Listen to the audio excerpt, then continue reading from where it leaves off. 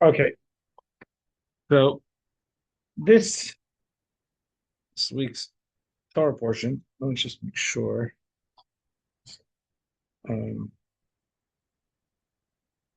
few people asked me for the link and they're not on. I just want to make sure nothing happened.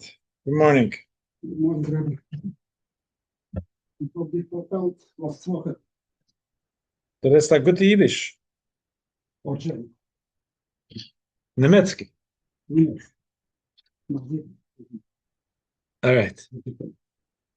Page 156. This is about coming week's Torah portion for this coming Shabbos. In this Torah portion, let me bring this up. If it's here, I don't know if it's in here. Yeah, it is. Okay. The people of Israel are told to each contribute exactly half a shekel of silver to the sanctuary. Instructions are also given regarding the making of the sanctuary's water basin, its anointing oil, and its incense. Wise-hearted, because that's how the Torah refers to them, artisans, Betzalel and Oliav, are placed in charge of the sanctuary's construction, and the people are once again commanded to keep the Shabbos. When Moses does not return when expected from Mount Sinai, the people make a golden calf and worship it. This is one of the great tragedies in Jewish history. God proposes to destroy the Arab nation, but Moses intercedes on their behalf. Moses descends from the mountain carrying the tablets of the testimony engraved with the Ten Commandments. And we've all seen the movie. Seeing the people dancing about their idol, he breaks the tablets, destroys the golden calf, and has the primary culprits put to death. Then returns to God to say, if you do not forgive them, blot me out from the Torah you have written, the book that you've written. God forgives the Jews, but says that the effects of their sin will be felt for many generations. At first, God proposed to send his angel along with them, but God insists that God himself accompanies people to the promised land. Moses prepares a new set of tablets and once more ascends the mountain, where God reinscribes the covenant on these second tablets. On the mountain, Moses is also granted a vision of the divine 13 attributes of mercy. So radiant is Moses' face upon his return, they must cover it with a veil, which removes only to speak with God and to teach us the laws of the people. So today, we're going to speak about the breaking of the tablets.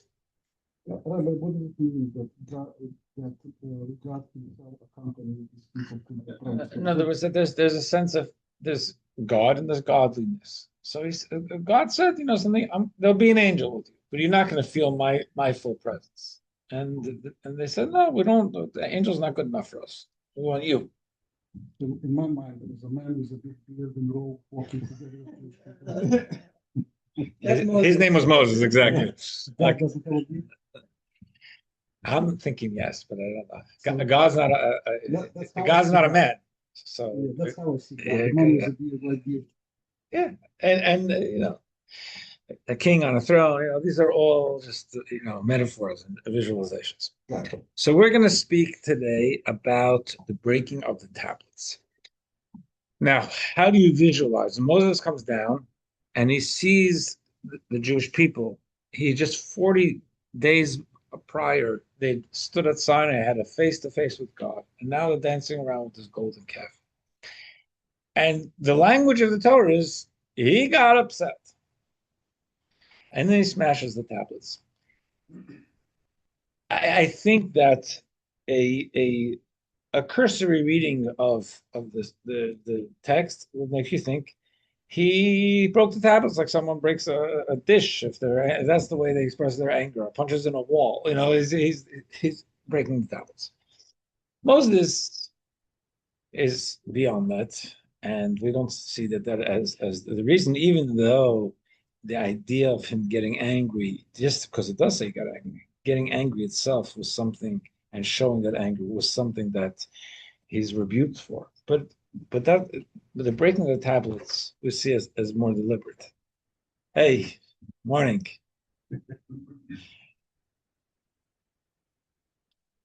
So we're talking about Moses breaking the tablets on his way down, right? You saw the movie? Yeah, good. So it's one could think that he he got really angry, and he threw a plate, or he broke the tablets, or he broke put his hand through sheetrock. He, but Moses is more deliberate, even though it does say he got upset. So we want to understand, first of all, why did he do it? And I mean, he could have just said, "I'm not giving them to you. You don't deserve it."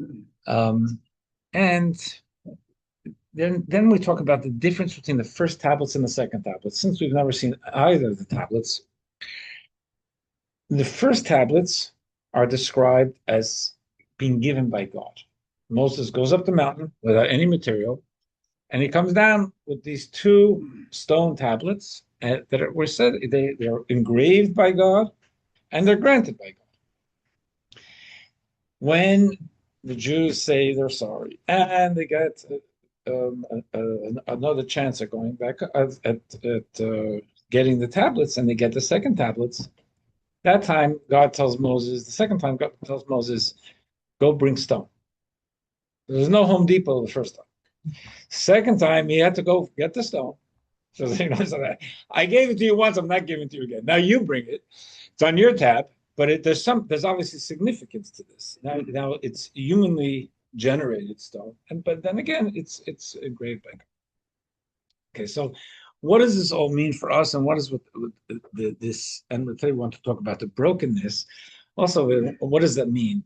Brokenness is it's not a pleasant word, but if the idea of brokenness meaning that there's a certain sense of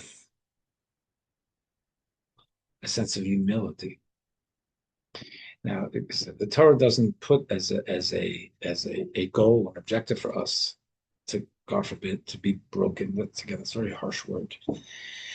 But at the end of every one of every time we pray the Amidah, which is the centerpiece of anytime there's a prayer service, there's always a paragraph in which we turn to God. It's very personal. It says, God, guard my tongue from evil. It's very personal. I want to be a good person.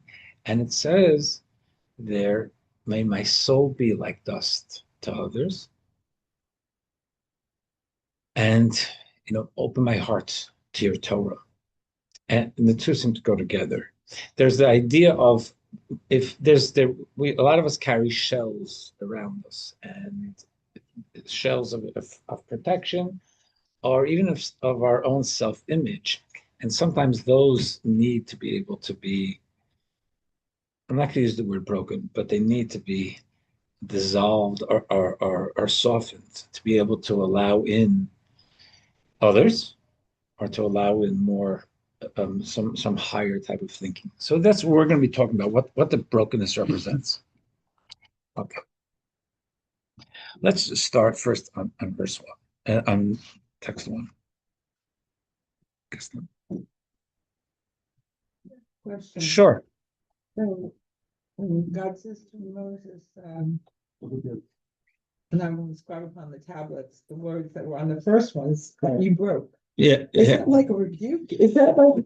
That's a good question. And, we're going to get to that, because you could think if God's saying, what'd you do to my stuff? I gave it to you. What are you doing? Protect it. Again, what was the point in breaking it? If he felt that the Jews didn't deserve to have it, he'd say, I'm going back up. I'm giving it back. Or I'm putting it away in a safe until you guys are ready for it. Why does he have to break it?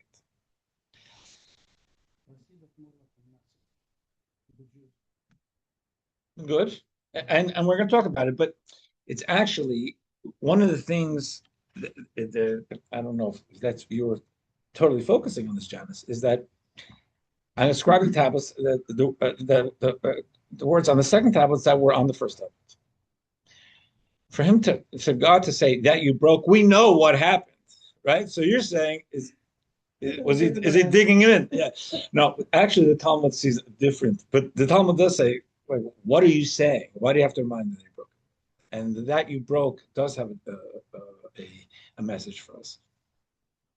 And I would say, before we get into all of this, it is if you see the Jews as a bunch of primitive lunkheads, you think, okay, 40, they meet God face to face, never happened in history. They're totally taken by it that this is, oh, they're so, remember, they just got out of Egypt 2 months before. And then 40 days later, they're like, what's wrong with you people? How short is your attention span?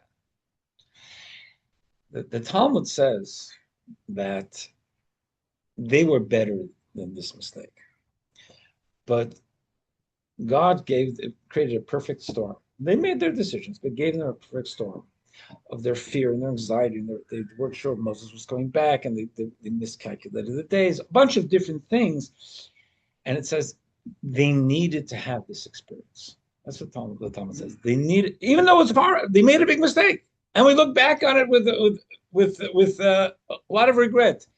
This was an important part. They were just starting out as a people. We became Jews at Sinai. They had been Hebrews up until then. We've been through this a few times, right? So now they're Jews. They have the Torah. God is launching them as a people. This was a very important part of the launch. The mistake, the brokenness, whatever you want to call it, the constant mistake, and the getting back on the horse. Isn't the breaking of the tablets, like whatever, a metaphor for like breaking the covenant with God? Sure. Yeah, I believe so. So you were going to say what Moses was doing, maybe he was illustrating what did you people just do? Fair enough. So, but there also, I guess one could ask the question, is there a way to illustrate that without breaking what God just gave him? God gives him something. It's valuable, right? Try and sell that on eBay. It's a real thing. Who is he to go to decide on his own to go break God's commandments? I get you, but and the Talmud does say he did it on his own, but it happens to be God agreed with him. So let's get to that. So, next one is God said to Moses, carve out for yourself 2 stone tablets, similar to the first set. And I will inscribe upon the tablets the words that were on the first tablets. That could have ended right there, but God adds that you broke. So, why did you break in? Why does it say that? So the Talmud is going to tell us that you broke. In the Hebrew, it's Asher Shibartu. The Hebrew, Asher is that you broke. It's not a fancy word. But the Talmud says that these extra words are meant to hint at something. The word of Asher is like an ishur. It means confirming or certifying. God is saying, thank you for breaking them. Thank you for breaking them. In other words, he's saying to Moses, you did the right thing. Now, let's take a look at this. This is text 2a. And according to somewhere in the realm of what you were saying, Randa, Talmud tells us here, Moses broke the tablets. What was he thinking? He thought to himself, rationally, said, one of the mitzvahs we've had was the Passover offering. That's only one of 613 commandments. But God said then, all children of foreigners may not partake. That, in other words, those children of foreigners means those who do not believe in God, who do not accept God. Here, the entire Torah is at stake, and the Jews are in a state of apostasy. How much more so are they unworthy of it? If those who reject God couldn't eat from the Passover offering, how can they get the entire 10 commandments? So that's why he didn't give them to him. Why he broke them, we didn't get to that yet. Where do we see that God agreed with Moses? It is written that you broke. Remember, that's their addendum at the end of the sentence. And Reish Lakish, just a great Talmudic rabbi, explained these words as saying, thank you for breaking them. That's a play on words that God said, thanks. It was good. Now, Rashi, the primary commentator of the Torah, he analyzes this play on words. The word that, or asher in Hebrew, implies endorsement. So God endorsed In other words, God accepted it, but more than accepted, he endorsed Moses' decision and praised him, Moses, for breaking the tablets. But we still don't understand why they had to be, what's the breaking? What's the message of the breaking? And even more than that, to underscore in text 3, the Talmud tells us, Rabbi Yosef taught, the tablets and the broken tablet shards were placed in the ark. So there was, once we had our second tablets. So Moses went up on the mountain in the early summer.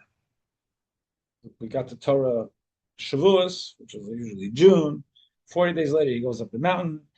Then he goes up the mountain already. 40 days later, he comes down the mountain. He breaks the tablets. He goes up for another 40 days, asking God for forgiveness. Says, okay, go down, get some stone, come back up. So he's up and down 3 times 40 days. He comes down with the second tablets on the day we now know as Yom Kippur. That was the day of a fresh start. The Torah was Yom Kippur. After that, God said, create a tabernacle. And in the tabernacle is an ark. And in that ark is the Torah and the Ten Commandments. But it's not only which Ten Commandments? The Ten Commandments. There's only one Ten Commandments I can read now. It's the second one. The other one is shattered. But the Talmud teaches us that the shattered parts of the tablets were placed in the ark too. The tablets and the broken tablet shards were placed in the ark. And Reish Lakish says, the Rabbi we previously quoted, says, sometimes undermining the Torah is its foundation. Why would you put the shards of the broken tablets in the ark, but to remind everyone of what we did? If the very disappointing misbehavior is what caused the breaking of the tablets, why do you have to have them front and center in the ark to remind everyone that this is what we once did? And this, the second Rabbi Shalakish teaches that the breaking of the tablets is not seen only just as a reminder of the misbehavior. The breaking of the tablets was the foundation of the Torah for the future. There's something positive in the breaking. Moses broke it for the sake of the Torah and for the sake of the Jews and for the sake of God. There was something important about the breaking. So now let's see if we can explore that a little bit. In the ark, what would they have done with it? Again, he could have returned to sender, or put it away somewhere special. But it doesn't have to be. Not everybody has to remember it. Every time they look at the ark, they think, okay, yeah, that's there's our shame hanging there. Send it to the recycling center. No, apparently it was expensive stuff. Okay. Did you consider putting it back together? It didn't. No, I don't. Doesn't sound like it. Specifically, as we're going to learn, because there was something special about the brokenness, a special message, a positive message about the brokenness. Okay. So here we're going to get where we're going to go. To put this graphic, the second tablets were actually, in a way, had a very powerful, in a few different ways, a powerful advantage over the first. Even though the first was a gift from God, written by God, the stone comes from God, that's all great. But Talmud's going to tell us that there was an advantage in the second tablets. Remember, the second tablets had a lot of human input. The second tablets were, God was saying, I'm done. And we said to God, no, we're sorry. We generated from God the willingness to be able to go for this again. Number two, and it's even there's a certain illustration of it. The fact is that we even supplied the stone, but it's something where it wasn't just a gift from God; it was something that we generated, and there's something, a difference in the caliber of the Torah we got through the second tablets. So let's explore this a little bit. Text 4. The Medrash tells us that Moses was worried. After he broke the tablets, he's thinking, I hope this was a good idea. And he got worried. He says, the Jews had an advocate, me, to plead on their behalf. Who will advocate for me? He began to feel bad about breaking the tablets. He said, I'm not sure how this is going to, this is going to play to the boss. God said to him, don't worry over the first set of tablets, for they only contain the 10 commandments. Whereas the second set of tablets I'm granting you will also contain the law, the medrash, and the Agada. This is the meaning of the passage. And if only God would reveal to you the mysteries of wisdom, which contain double wisdom. So there's a verse in Job which talks about double wisdom. So what does this mean? The tablets had the words they had. First tablet had the words, second tablet has the exact words. But what the Talmud is saying is that, or the Medrash is saying, is that not everything was about the words. It was about what God gave us. Because God gave us a bunch of words later also, but there's not a single mitzvah written in the Torah that's fleshed out in the Torah. Not a single mitzvah that you could fully understand, properly understand how to fulfill the mitzvah just from the written law. The written law is like shorthand, and then there was the oral. That was not an oral interpretation, just explaining what the written means. So it seems from the Talmud that the first go around, not only the tablets, the Torah we were getting was going to be clear instructions. So this is what you do on Shabbos. This is what you do on Passover. This is how you keep kosher. This is why the Yom Kippur, everything, just clear instructions. So a bunch of instructions. Then God, in the second Torah, in the second go around with the second tablets, God gave us a much more complex and broad area of study, where it's not just about, okay, instruction 3b, and turn to that page for 7c and figure out what to do on Purim. It's, well, even though there was no Purim then, the idea of the Torah was that it's like, as the Rebbe wants to put it, it's like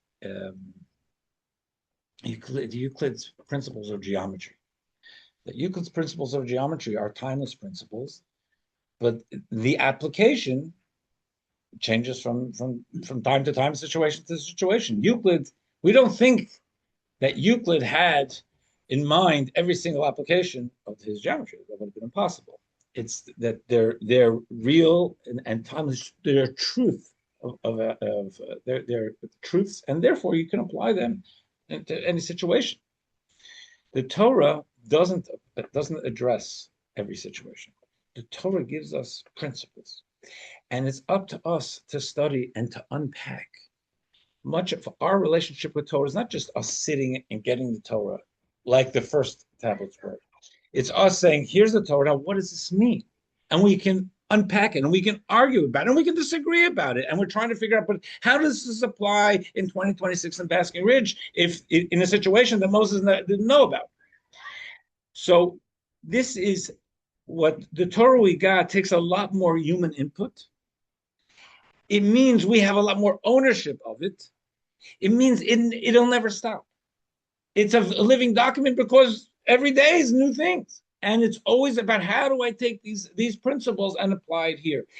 The gift of the first tablets would have been much more pristine. But it would have been much more, we're just recipients, passive recipients. This is what God told us to do. Now we're partners with God in Torah. God gives us the principles and the medrash and the God, the things, and a lot of them are medrash and the God. The last two things it mentions there. These are a lot of them are metaphors. It's like it's not. You have to try to figure what's it trying to say here, because that's the point. If it was just open and clear, so God gave you an idea. It's for us to be able to unpack it. So that's one element, one level of the Torah's idea that there was a gain. Now, why brokenness we still didn't get to, but that there was a gain to the Jewish people and to us for history by Moses breaking the first tablets and getting to the second. There'll be something that we're calling double wisdom. Now, that's, again, we didn't get to the brokenness yet, but here we're going to talk about in text 5 another level of wisdom, much more abstract. It's not only that there's more for us to study and more engagement on our part. It means there's two levels in the Torah we read, we study, anything we study. It's God's Torah. And therefore, the Torah has two layers of wisdom, plain wisdom. In other words, the the wisdom that we're studying in front of us, and profound wisdom. I don't know what they mean by that exactly. It means godly wisdom. When I read a book, any book, the general book, I'm reading it for the material, and I appreciate the author, but I'm not looking to connect with the author. The author is the author. I want to read the book. I want to read the novel. I want to get the information out. I'm studying for an engineering degree. I want to be able to get the knowledge and assimilate it and understand it and be able to work with it. I appreciate the author, but the author is the author. With Torah, the language of the Torah is that God invests himself in the Torah. So when we study the Torah, we're actually embracing God. Now, we can be sitting here and we're studying the laws of what you're supposed to do with the matzah at the Seder. It's a how-to manual at a certain level. And it's true. Yet the Torah is saying what you're doing actually, there's an author to those laws. And when you study Torah, you're connecting, whether you're conscious of it or not, and hopefully you want to be conscious of it, you're also connecting not just with the book, but with the author, not just with the facts, but with God, because God's invested in those things. So let's take a look at text 5, page 162. God concealed his desire and wisdom in the 613 commandments of the Torah and in their laws, in the sequence of letters in the biblical canon, and in the teachings of our sages of blessed memory, as documented in the Agada and Medrash. Again, these are the more kind of mysterious and homiletical elements of the Torah. This piece of text 5 is from the founder of Chabad, Rabbi Shazal. God did this so that every soul, spirit, and vivifying force stressed in the human body would be able to grasp God's transcendental will and wisdom with their human minds. So we're going to study concrete things. This is when you eat the matzah. This is when you drink the wine at the Seder. It's very concrete. That's true. But deep within that is God's transcendent will and wisdom. And we're grasping the outer meaning, the outer shell, but also grasping, if you hug someone, you don't only hug their coat, you hug who's inside the coat. It is for this reason that the Torah is compared to water. Just as water flows from a high point to a low point, the very same water, in other words, if I have a bulb, a bright bulb, or the sun, and it's shining light, I can get light here, but it's much more intense as I get closer to the source. With water, the very same water that's at the top comes down to the bottom. And Torah is called water is because this isn't just God shining us a great bulb and we're getting a glimmer down here. It's water. It's God's water, God's, so to speak, God's intellect. So did the Torah descend from its place of honor, which is the realm of divine will and wisdom, 163, where it is to be seen to be one with God, a plane on which no mind, let alone a human mind, can grasp it. Then it traveled from there, descending through the mystery of spiritual levels from one level to the next, following the evolution of countless worlds until it could be addressed in material concepts and the physical phenomena of the world. So we're not going to be able to understand God's intellect and infinite. We're finite beings.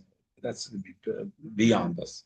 In mystical writings, it says to say you can't understand God's mind is like saying that you can't physically grasp that musical note.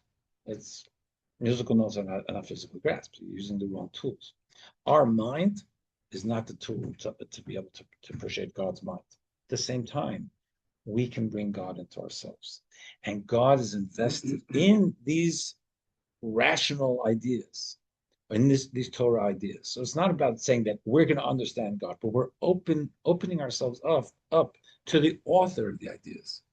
And the more we open ourselves up to the author of the ideas, the deeper we'll be able to understand what we can on our level.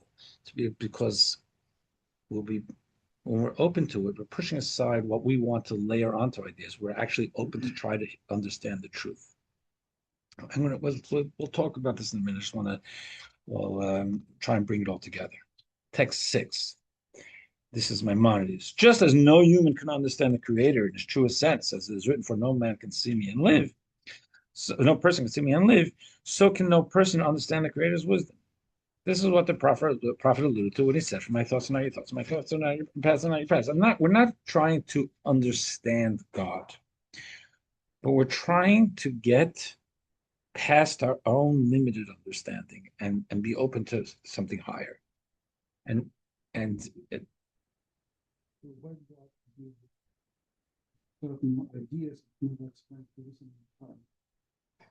that that's also we're understanding like kosher. There's no reason behind it, right? But if I understand kosher, the laws of kosher, what I'm doing is I'm understanding the laws of kosher. This is this, it's technical, but what I'm trying to understand is what God taught me. And what in that case is not an author over there, and I'm just trying to understand the technicalities. Torah says God is in the details. God is in the wisdom. And godly wisdom is within the wisdom. So we're grasping it. The question is, am I seeing it? Am I now knowing the reason? I'm not now knowing. What I'm studying is divine intellect brought down to me. If Albert Einstein is sitting here trying to teach me theory of special relativity, he gives me a metaphor about a quick train and the relative how people see time. I can understand that. I don't. I'm not sure. I'm not going to be able to understand what what's beneath the metaphor, but it's still his metaphor. He gave it to me. I can understand it there, and I understood Albert Einstein's metaphor. I'm not understanding fully, but okay. I'm not looking to connect with Albert Einstein. At least I got something. Actually, it would be nice. I got something. He taught me something. But here, from God's giving us this is all considered like the whole Torah is called in Scripture. It's called like the ancient metaphor. A metaphor is a mechanism for a teacher to give deep, profound ideas at a way that the students can grasp. Now, there's the metaphor, and then what it's alluding to. You get it or you don't. But some of the concepts of Torah, there is a reason for it. But There's a reason, yeah. Like kashrut, there is no reason for it. I mean, there's no reasoning for it, but there's a lot of intellect in the details of it, in the laws. The laws make a lot of sense because you're given principles, but why we're doing it, we don't know. I mean, we probably eating pork in hot climate of Holy Land 2,000 years ago is detrimental to your health. I've heard that. I'm sure. Or eating the crawfish the same way. I'm not saying that there weren't benefits from that. There are true benefits of keeping kosher and true benefits of those stuff also, but the Torah doesn't give us a reason. But we don't know God's intent. Correct. And maybe part of the intent is for us to do some things without knowing the intent. Just do it because as we progress as Jews interpreting the Torah, we will find out the intent. When Mashiach comes. Mashiach will tell us all. That's what you're waiting for, right? Of course. Yeah. Okay. So here, here's the graphic. Beneath the outer layers of the Torah is the infinite wisdom of God that is incomprehensible to us. So if it's incomprehensible to us, why do we want it? Because I want to connect with God. God is beyond Albert Einstein. Like this, I have God's Torah within me, and the idea of it is for me to be able to be open to something transcendent. If you look at text, actually, I'm sorry, I guess I didn't do this one. Okay, text 7. We only grasp, on 164, we only grasp the temporal external aspects of all things, the elements that relate to our senses. This understanding does not enable us to know these things in their purity, sans the relationship between the outer elements and our senses. This is because our senses can only detect things that depend on time-space continuum. However, the essence of a thing is not conditioned on time or space. Therefore, we can't gain a clear understanding of a thing on its purest level. We can only know it through its effect on our senses. 165. One who can grasp the essence of a thing without relying on data gained through the senses, but rather on the abstract mind, stripped of corporeality, will understand the hidden wisdom and know the true nature of a thing. For everything that exists on two levels. Its essential truth is different from its external element that can be sensed. And this sounds, forgive me the expression, kind of Buddhist, but the idea is that this is like a meditation type of idea. It's a watch. I can tell you what a watch is. A watch, it has a function. I can explain it in the different types of watches. But to meditate, what does it? What's the point? What's the representation of it? That's like in a meditation, a person would shut down the world and think about just fixate and focus on what does the watch represent. It's getting beyond this. It's trying to understand what does it represent. And what this rabbi here is trying to say is everything in the world, we experience it on its outer level. That's because we function. I just got to get from here to there. This is here not because of some meditation I had this morning. I just want to know the time. It's very simple. But everything has, if we pay attention to it, a deeper soul. And that soul in reality is God.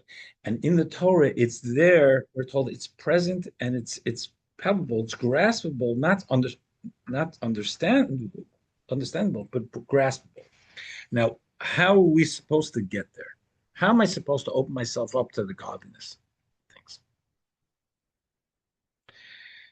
Text 8a, and this is really where we're going with this whole lesson. Rabbi Alexandri said, if an ordinary person must make use of a broken vessel, it is embarrassing. Who wants to use a broken cup or a broken watch? However, God's vessels are always broken. As is written, God is close to those whose hearts are broken. There's a Hebrew expression, there's nothing more whole than a broken heart. Why? Do we aspire to a broken heart? We don't aspire to a broken heart. When a person feels that I've got it made, I don't need anyone else, I have it, and I am who I need to be, I don't need to be anyone else. That's a person who's spiritually stagnant. Because I have nowhere to grow to, I have nothing to grow for, no one to grow for. That this idea of independence and self-sufficiency, it's beautiful at a certain level, but it suffocates us spiritually because we should need. Now, need doesn't mean brokenness per se, but it means that I know that I don't have it made. I know I'm not a totally finished product, that I need to grow and I need to be open to hearing. And I don't have it all figured out. I'm not always right. The idea that's, again, brokenness is a harsh word, but the idea of recognizing that we're not totally whole, that opens us up to learning. In a relationship, if we think, I'm good, I'm exactly who I need to be, so then you grow, not me. But the idea of that we need to be consistently in a place of growth means that we're not totally paralyzed by our ego and self-image and fear of, oh my gosh, I'm not perfect. The idea of brokenness here is the idea of we have room to grow. We need to be open. We don't have it all figured out. We need to hear advice in life, and I need to be open to input from others, from loved ones, wherever it may be. So when Moses broke the tablets, the Jews they come out of Egypt, they're very, very happy. they're feeling on top of the world. There's all these God, the 10 plagues, and the Egyptians are God. They're feeling this is fantastic, and it says they were uplifted by the Sinai experience. Who could not be uplifted? They're human beings standing at a mountain, and God speaks to them and gives them a Torah and says, "You're my people." What they needed was some humility. They, yes, each one of them needed to know that they are very special. They're created by God, and they just spoke face to face with God. All of that is still true. But as God's creations, we're all a work in progress. The idea is, in other words, we're all broken vessels. Something needs repair. Again, the brokenness can sound a little harsh, but we're not done. If you look at the text 8b,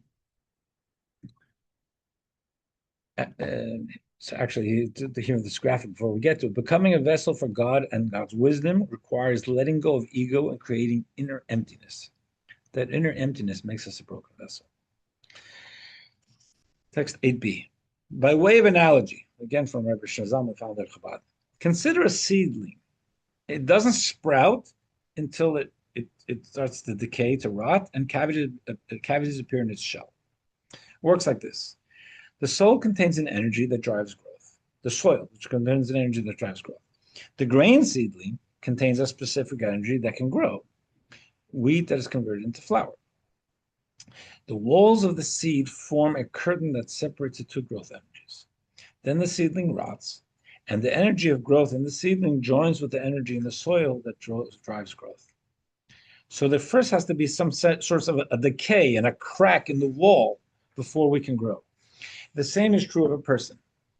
A wall of resistance surrounds the heart, preventing it from surrendering. This wall is the ego, which drives us to worship ourselves and our understanding. This is a curtain that prevents us from seeing the truth. You know, it brings to mind, there's a tradition at the end of a chuppah, the Jewish marriage ceremony, we break a glass, right? And so why do we break a glass? The reason is because 2,000 years ago, the temple was destroyed, and we remember it. So you think about, you know, whose idea is that? You have a young loving couple, bride and groom. It's a special day. They're under the chuppah.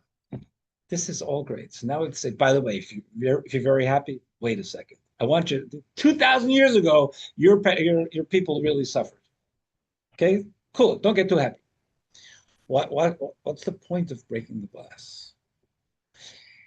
And what rabbis tell us is the breaking of the glass is to remind this young couple at the height of their happiness that they have a job.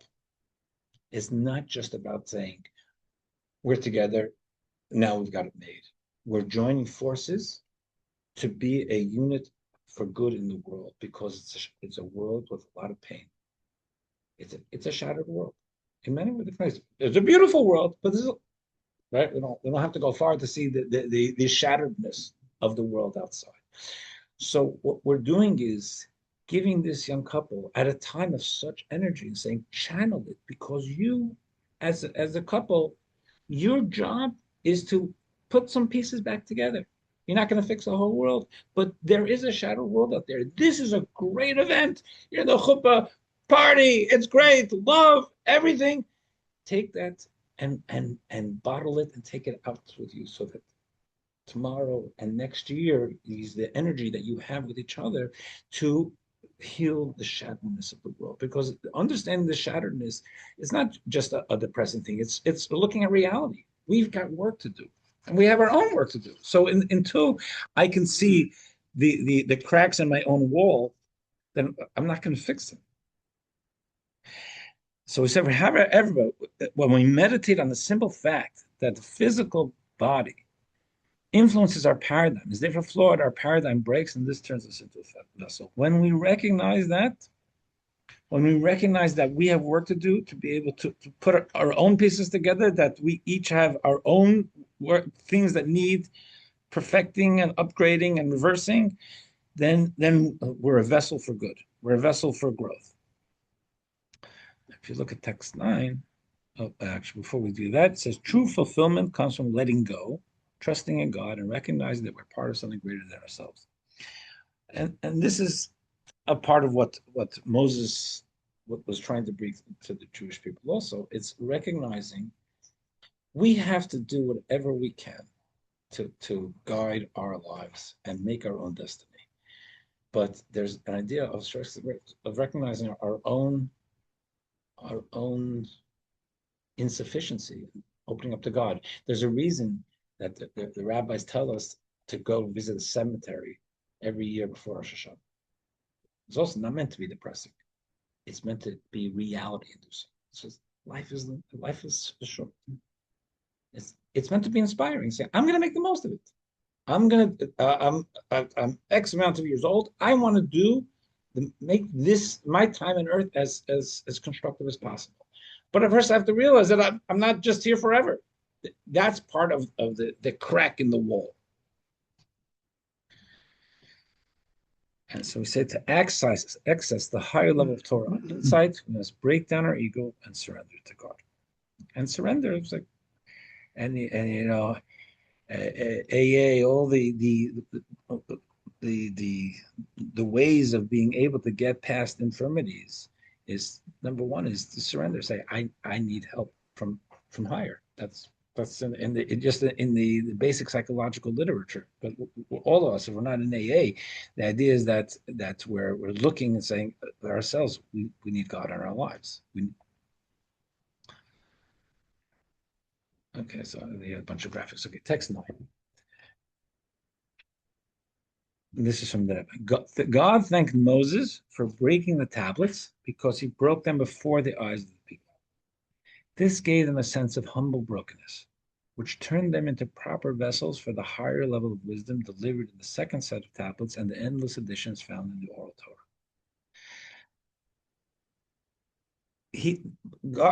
God thanked Moses because he's saying, you, with the breaking, and I guess part of what you're saying is around there also, by breaking them and specifically breaking them, not taking them away, breaking them, you shocked them, and you gave them an emblem of their own brokenness, spiritual brokenness, and it gave them some humility.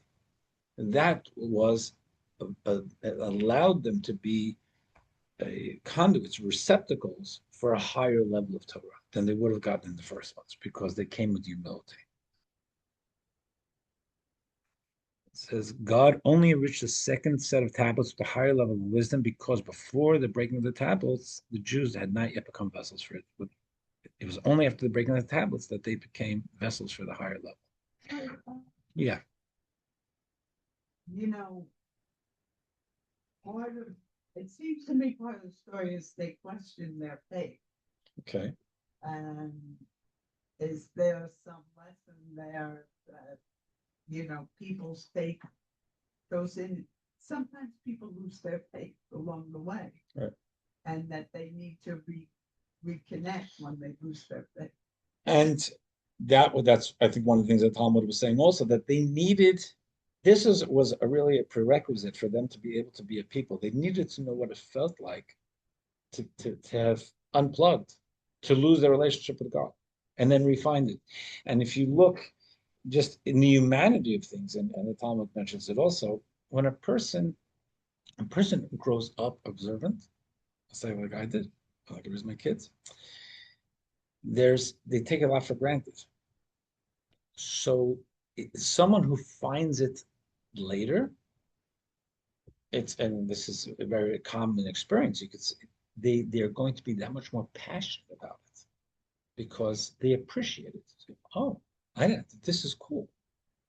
So I remember when Malky and I first moved out here 35 years ago or so, and we'd have some people come over Friday night to our condo in Spring Ridge, and we just had a Shabbos meal. Me, Malky, one baby, two babies, whatever we were up to, and so often people would say, "This is incredible," because you sit and you talk to each other, And once a week, you get around the Shabbos table. And often, when they walked out, would say, I wish we appreciated the Shabbos table as much as they did, because for them it was like, oh my gosh, you have like Thanksgiving every week, getting around, and we took it for granted. That's the way. That's just that's a common experience that people grow up with something, they take it for granted, and if they don't have it and they look for it, they appreciate it. Oh my gosh, this is something special. So the idea we say of the losing the faith or the disconnect and saying, oh my gosh, I want it back, that was a very important exercise for them. Because here, God, kicked in their reality in Egypt, took them out, taking care of them, giving manna and everything. They're just like moving along like a baby in their parents' arms. And oh, they got a Torah. They got that. Good. You got. It's like you give a child their apple juice and the pretzels. Everything you just give. Here they had an opportunity to reject the relationship, and they did. And they said, "Oh no, we want it back. We appreciate it." That was very important. Let me say here, just this final one is the Torah. There's a verse from Job that the Torah is described that its measure is longer than the planet and broader than the sea.